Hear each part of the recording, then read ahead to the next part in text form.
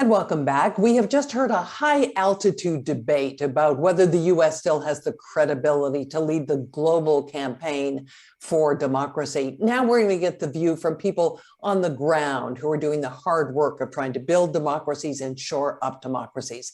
Let me introduce our panel. We have with us today Nicole Bibbins Sedaca. She is Executive Vice President of Freedom House. Also with us, Birgitta Ohlsson, Director of Political Parties at the National Democratic Institute, and Tawanda Mutasah, who is Vice President of Global Partnerships and Impact at Oxfam America. Great to have you all here. Nicole, I want to start with you. From a global perspective, is the threat to democracy real and is it urgent? Jeanne, thank you for that question. And let me also say thank you to our hosts today for pulling together a series of really excellent conversations, because it's very important that we're having these conversations. There is no doubt that the threat to democracy around the world is urgent and has an important impact that we all have to be aware of, because we are seeing a continued encroachment from authoritarian governments on the freedoms that their citizens are denied on a daily basis, on how they are reaching out across their borders to close the space in other countries and impact the freedom on others, and how they're undermining a global system which has existed for decades based on democratic institutions, and how they are slowly chipping away from it and increasingly working together and working to undermine that system. So there's no doubt that we are at an urgent moment.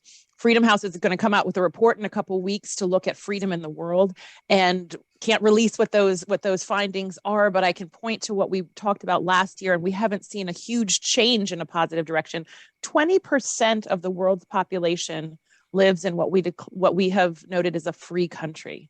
That is one of the lowest that we've seen since 1995, and it's down from 39%, which means a significant portion of the world's population no longer lives enjoying the basic freedoms that many of us around the world enjoy. And we have to see this not just as a news article that's in passing, but really as an existential wake-up call for all countries, and those in countries that are governed by authoritarians or in democracies, that we all need to raise this a top priority at this point. Birgitta, has it become more difficult to promote democracy abroad? And is the erosion of democracy in the United States a contributing factor? Thank you also for inviting me to this panel. And I would say that the global depression for democracy, that's a truly kind of global phenomena in the West, in the North, in the South, and in the East. I mean, we've seen the kind of global decline in democracy. It has been steep in many countries, and the authoritarians are getting smarter and more strategic. And on this end, I think it's important to also acknowledge that the global decline in democracy has neither spared the United States nor Europe. But we also have a lot of, I think, plenty of opportunities in the coming years to kind of restore this confidence, because the allies, they need to unite even more. And I might have a kind of hopeful approach here, and also connecting that to the Democracy Summit and the year of action that is happening right now, and that we also should focus on the hope that is out there. I mean, we have, first, with democratization, it's still occurring in many countries with support from the United States, and we've seen, secondly, that close to 30 countries are having general elections next year, and that could be actually some of the regional turning points for democracies like Hungary, the Philippines, Brazil, and others. And thirdly, the human rights activists, they're not sleeping. I mean, we have the pro-democracy movements tackling everything from climate change to racial inequalities, and many of the activists are young and many are women. And I think the challenge for us is to get young activists into parties and into parliament to make real change also outside the streets. But United States is still extremely important, but we know for sure that we had a few years where the allies, the Transatlantic link and so on, had major challenges. So it's very important to restore all this and to focus on the things. Our chairperson, Secretary Albright, she's always saying that she's kind of the world optimist, and to quote another European Churchill, he said, "The optimist sees the opportunity in every difficulty," and I think that's where we are right now. We need to get our acts together. Tawanda, sticking just for a moment on this issue of U.S. leadership, from your perspective, is U.S. leadership necessary to promote democracy effectively? Yeah, thank you, Jeanne. And I also thank you for hosting this and our colleagues at Denver for hosting an excellent conversation. Is the US necessary? I think the US is playing a critical role, and we have, of course, to be critical about that critical role. I would not say that other than endogenous movements, movements from the ground up in a given country, anybody else is strictly necessary, but I think they make an important contribution. So the Biden administration virtual summit of last December, for instance, resulted in very exciting promises, initiatives, commitments around anti-corruption, around combating disinformation, around increased funding for global civil society, around heightened monitoring of end-user applications, of surveillance technology, among many others. But we, of course, have not seen, as of now, the follow-up to this. There had been a commitment that we would have the registration, as it were, of the follow-up commitments that are coming in from governments, written commitments that would be made public, including the United States' own commitment on its own democracy building at home. Within the domestic space, and we haven't seen this yet, and we really urge that this be done sooner rather than later, because we applaud the role that the US played in convening this conversation. But the more important thing now is for the commitments, as we look at the year of action that was envisaged, to actually go into the details around shrinking civil society space that we have seen in various areas where we work, details around the use of counterterrorism laws and policies to limit the space in which people are able to operate. And lastly, connectedly, we have also actually, as Oxfam, together with others, Southern Poverty Law Center, ACLU, Public Citizen, and so on, been pushing a public sign-on where we were outlining civil society's expectations for the year of action, including, of course, that we would have wanted to have more voices, more representation of domestic civil society within the summit itself. But to the extent that we can now have commitments from governments that participated, it would be immensely welcome. So the US, as you say, necessary. Yes, very useful, but more necessary is, of course, the support that the US and other governments provide to endogenous movements within countries that are fighting for democracy. Nicole, I want to pick up something that Tawanda mentioned, which is disinformation. It's been one of the themes of the last 2 days. And some of the world's autocracies are super spreaders of disinformation. I'm wondering if democracies have figured out how to counter this.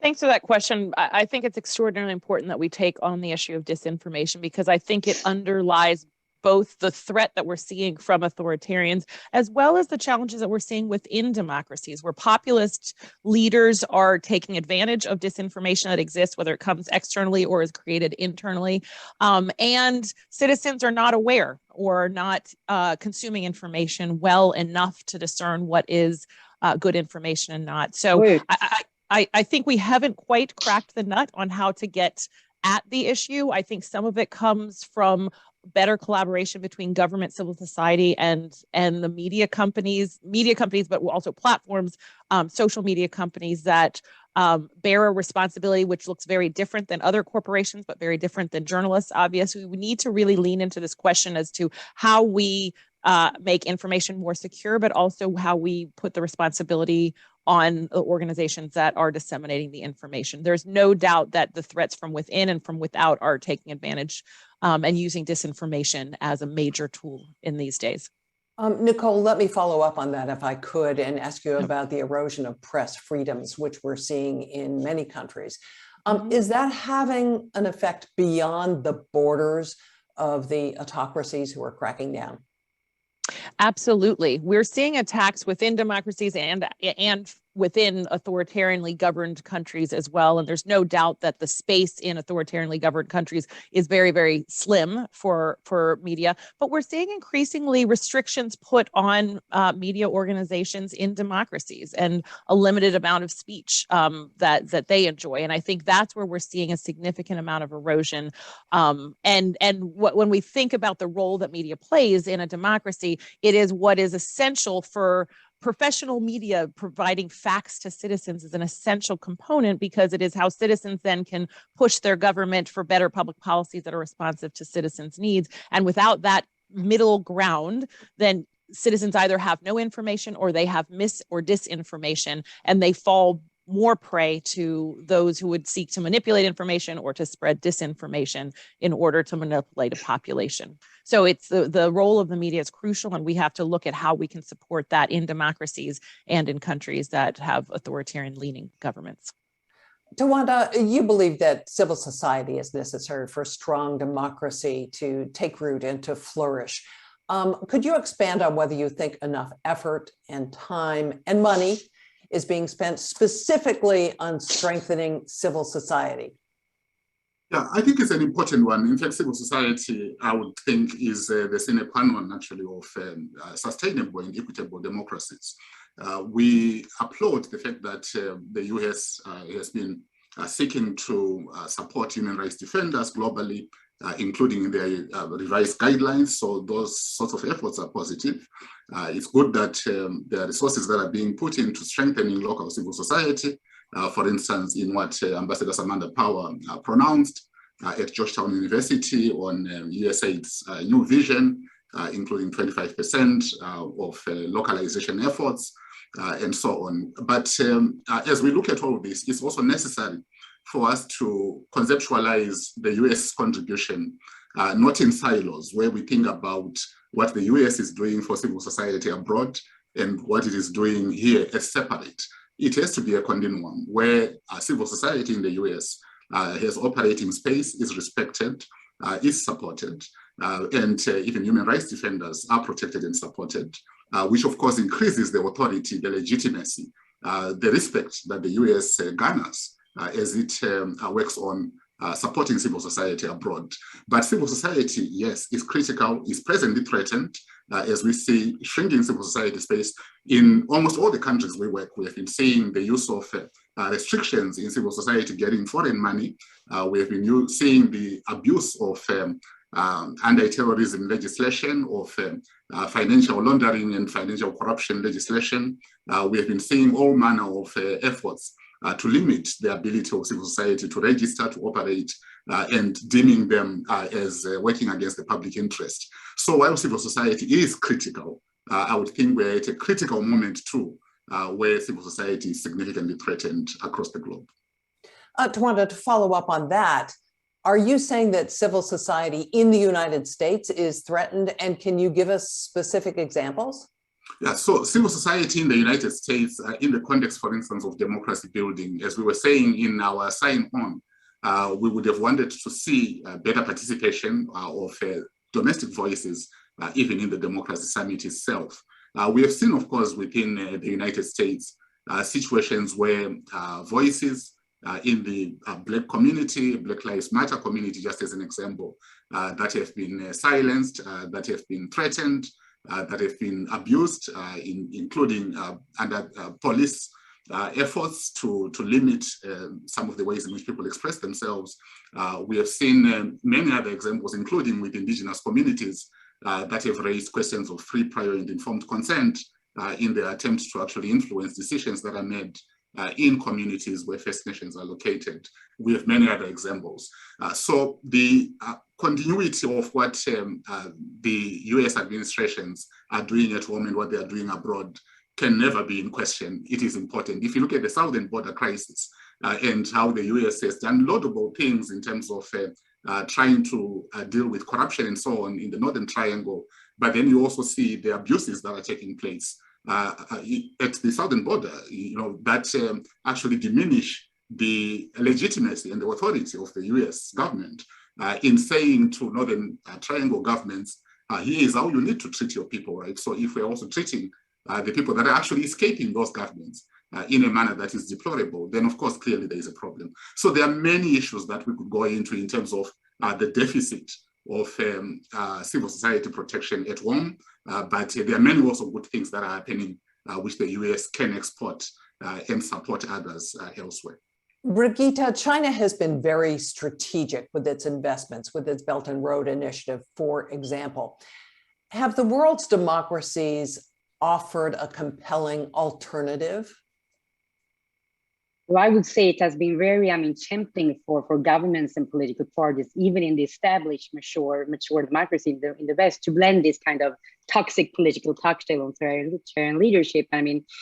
Because they've seen that populism do work sometimes, at least when it comes to a short-term perspective. And I think that has been very devastating for quite a few countries. Having the leadership by fear instead of the kind of leadership by hope. And connecting to China, what I think is interesting here is that China, they're not in a rush, and they think that they have time on their side to become the strongest economy in the world. But what they do miss when they're building their new kind of big scenarios, that they're not having history on their side. Open, free economies goes hand in hand with free people. You cannot eat democracy, but you cannot breathe without freedom. And to invent, to create new ideas, and to build new companies, people need to live in free societies. So I think that's also something that will be interesting to follow. But obviously, we need to change this autocracy Inc. phenomena that we have today into a more kind of democracy hub, and focusing on the alliances among democracies will be very crucial this coming year. And I think many of the kind of Western democracies and other democracies in the world, they've been lazy through the last year. So we've not been cherishing the Transatlantic link enough. We've not been having enough support for democracy in the world. So it's a lot of things that we need to change to be able to do this. And I think also one thing that will be highly important the coming year is to focus also on the cross-party collaboration. And I think that's back. We've seen in quite a few countries that decent democratic parties, they are forming new alliances despite ideological differences to keep the populist and the authoritarian out. And that's something that we should have as a role model, I think, for more governments. Nicole, I saw you nodding your head. You want to chime in there? Absolutely. I want to just build on what both of my colleagues have said, because they've made really, really crucial points. And I want to contextualize some of the things that we're experiencing. There is no doubt that democracies are grappling with many of the problems. And I think in the United States, where I'm sitting, we're grappling with a lot of problems and that we haven't grappled with for a very long time. But I want to just point out just the order of magnitude and what democracy's role is in that grappling. We see a lot of people who are understandably and finally being heard on racial reconciliation and racial justice issues, women's issues, so many other issues in our country, and we're polarized. The answer to that is more democracy. It is not less democracy or not throwing democracy under the bus. And the reason is what it has shown is where we've had shortcomings in democracy, we need to push a democratic system to serve more effectively all parts of our society. But I do want to point out something really important. We've seen such courageous people go to the street in the United States for Black Lives Matter, for racial justice. We don't see in China Uyghurs' lives matter. Because what we don't see is people in certain groups even having any voice. We don't see a debate, a rigorous debate in the major media around the Uyghurs in China. We see the debate about race in the United States. And I wanted to point that out, not to say that there are no problems in democracy. What I want to say is an encouragement to say, for all of the problems that democracies are wrestling with, we have a democratic system that is being pushed to fulfill people's longings and to live into their full dignity. What we don't see in autocracies is any debate, is any space for people who are under the boot of an autocratic government have any voice. And that is a major order of magnitude. And so as democracies are both grappling at home and then thinking what they need to do abroad, this is an opportunity for us to say, yes, we've got shortcomings. Yes, we really have to deal with them. But yes, what we're striving for is really what people around the world is striving for. It's the freedom, it's the democracy, it's the right to raise your family and to live freely, which is not inherent to one people or another. It's inherent to all human beings. And that's the point that we really have to unify as democratically governed countries and democracy activists on the ground. Birgitta, again, I'm looking at you nod. Yeah, You agree? Yeah, no, I totally agree. And I think we have some lessons learned here that democracy, it needs to deliver. And also countries cannot live on their glorious past. They need to deliver today to kind of pave the way for tomorrow and we'll to talk. And this is not only to the US context, it's also to the European context. I mean, when I was the Swedish Minister for European Affairs and Democracy for some years ago, and I traveled to authoritarian countries and discussed human rights, they were often told me that I always got a message from authoritarians that why should we respect minorities, for example? Look how you treat the Roma population in countries in the Central Eastern parts of Europe. So, I mean, it's so important to walk the talk back home to be able to deliver and support in the rest of the world. And I think here we have some really tough kind of issues, both for the United States and also for the European Union countries. I want to work in some audience questions here. Let me get to one. This is from Kylie, a Corbell student. She asked, what challenges has the pandemic posed to democratic institutions and how much resilience have they shown so far? Tawanda, do you want to take that pandemic effect question?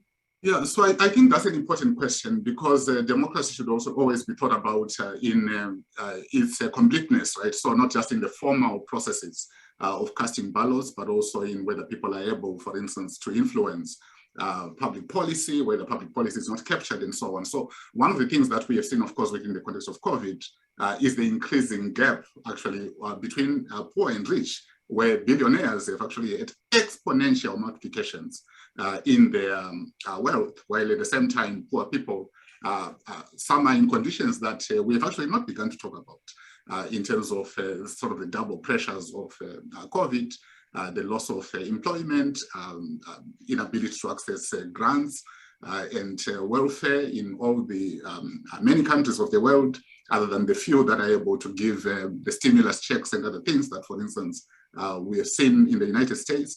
So in a context like that, it means we already have a significant challenge that COVID is posing to democratic participation. And then, of course, we have also seen authoritarian consolidation within the context of COVID, where dictators have basically, under cover of COVID darkness, been making sure that they restrict freedom of assembly. They've been shifting dates of elections into some unseen time in the future, ostensibly on the basis of protecting the population. So COVID has affected not just the procedural dimensions of democracy, as in that latter example, but also the substantive dimensions of democracy in the sense in which we have seen increasing elite capture that we had actually, as Oxfam, for instance, been talking about as early as 2014, where we had demonstrated in a survey within the United States, for instance, that among low-wage earners, at least 65% of the people thought the Congress laws and legislative processes that were in place then were actually about more going to the rich and powerful than to poor people and people that are less able to access amenities and facilities and so on. So we have seen that being exacerbated actually, and almost to an exaggerated effect, particularly in the global South, where elite capture under COVID darkness has been a significant impact that we are seeing. Nicole, has the pandemic turbocharged populist movements around the world? There's no doubt that COVID has exacerbated all of the trends that we've seen. I fully agree with Tawanda's point about the role that authoritarians, they have used COVID as an opportunity to restrict, but also where democracies, and Tawanda makes this point as well, where democracies have not been delivering to all segments of their society, COVID has unquestionably just accelerated and highlighted and put really shined a spotlight on the problems that democracies have. And I think, to pull a positive note out of it is we now need to lean in the democracy community into what COVID has shown us. It has shown us when there's a disproportionate number of people of color who are sick or dying or having lack of access to medical care, or we're seeing poor in countries that have virtually no access to medical care. What we're seeing is all of the shortcomings in clearer light. And so as trust in democracy becomes a central issue in countries, this is where the democracy community needs to see COVID very much as part of their responsibility, or at least showing where there are weaknesses in a democratic system that they need to lean into. Birgitta, we have another question, this one for you from a Corbell student. How can U.S. democracy promotion organizations like NDI encourage political parties elsewhere to prevent violence? You know, that's a very good one. And I think one area that we've touched upon, I think, is the importance of democracy. It needs to deliver on everything from inequality to freedom and in urban, suburban, and rural areas. And I think that's reasons that why it caused a lot of tensions in quite a few countries. So I think that's something that politicians need to take into account for. But I think one other thing that we've not discussed so far connecting to this, that we need to have more inclusive political parties. I mean, both the inclusion of youth and of women and historically marginalized groups. If the politicians are not representing the citizens, that's also a reason that could cause tension and of course not living up to the standards of democracy. I mean, if parties if they want to win with integrity, they also need to win with women, and they cannot win without the youth. So I think also we need to see kind of this full circle also when we're discussing tension and violence and so on. And just shortly to stay on the feminist end, I mean, we know that only 13 countries have a woman as head of government today, and no woman, no change. And if we have more women into the leadership positions in the world, it would actually take 130 years before we reach gender equality on that level. I mean, I think that would also have a lot of good effects when it comes to providing a more healthy political culture without violence and threats. Birgitta, when we are promoting democracy abroad, is there a tendency to give up on countries too early? I think that's totally correct. I think we need to be more in the long-term perspective when we discuss. I mean, sometimes you need to support democracy activists, freedom fighters for like decades, to just keep the movements alive and to give them the space to survive in a very kind of closed space situation. So I think that's a big mistake from many countries, development aid countries, that we're not in it for the long term, and we need to change that paradigm a lot. But I'm always the optimist. I think you can always support to give hope and to give tools to activists, no matter if we're talking about the closest areas in the world, or if we're talking about the more opening situations that we see today. But it's important to it's like a marathon lap, it's like a marathon run. You need to be more resilient than the authoritarian leaders. Nicole?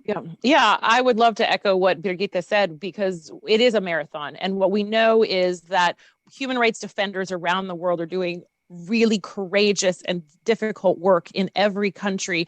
And it is the responsibility of democratic nations, of organizations like the ones on this call, corporations, others, to really see our investment in them and our support for them and our partnership for them as central to building a world which is more democratic, more stable, more prosperous. And so whether a country looks like it's moving in the right direction or not, we have to stand with those human rights defenders at all times. We're seeing a lot of problems and regression in Afghanistan because of the American pullout just a few months ago. But what we know is that human rights defenders in Afghanistan are still there. They're also outside of the country, still doing their hard work. And regardless of whether the country is on the precipice of democracy or a country is in a crisis moment, the way Afghanistan now is, we have to be standing and shoring up that population at all times, because they are the best hope for future in their own countries.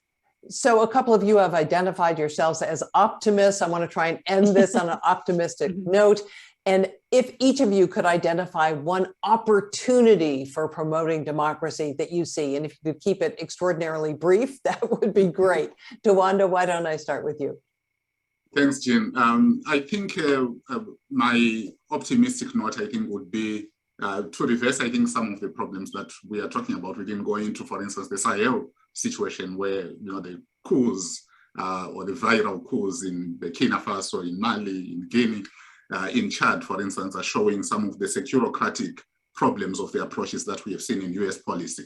So turning that around and thinking about the moments when a US government is supporting human rights defenders abroad, when it is continuing to do the right thing in terms of civil society at home, including the examples of Black Lives Matter that I talked about earlier, the Title 42 problems at the southern border, correcting those kinds of things is for me the basis for optimism as we go into the future. But I would also agree with what Birgitta and others were saying about, no woman, no change, the role of gender in some of the things that are already taking place. So I'm optimistic.